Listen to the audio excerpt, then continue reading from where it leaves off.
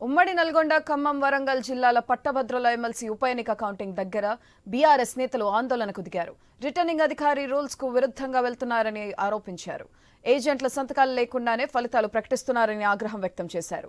మాజీ ఎమ్మెల్యే కంచర్ల భూపాల్ రెడ్డి దీనిపై ప్రశ్నిస్తే పోలీసులతో బెదిరిస్తున్నారని మండిపడ్డారు. ఆర్ఓ వైఖరిపై రాకేష్ రెడ్డి సైతం ప్రశ్నలు సంధించారు.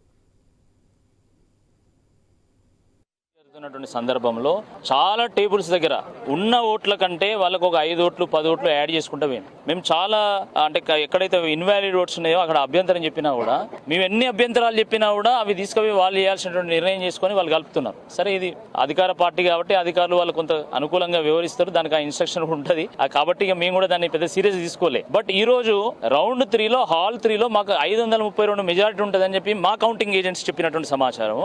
కానీ వాళ్ళు తారుమారు చేసి వాళ్ళకి మెజారిటీ ఉన్నట్టు చూపెట్టడం.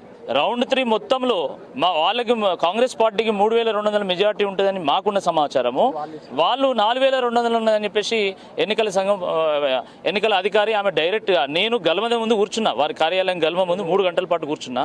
నేను ఎంతసేపు బతిమాలినా కూడా నన్ను కనీసం లోపల పోనీయలేదు. నేను ఆడ కూర్చున్నటువంటి సమయంలోనే వచ్చి డైరెక్ట్ మైక్ ముందు మీడియాకి అడ్రస్ చేస్తూ వాళ్ళు మొత్తం మెజారిటీని ప్రకటించారు.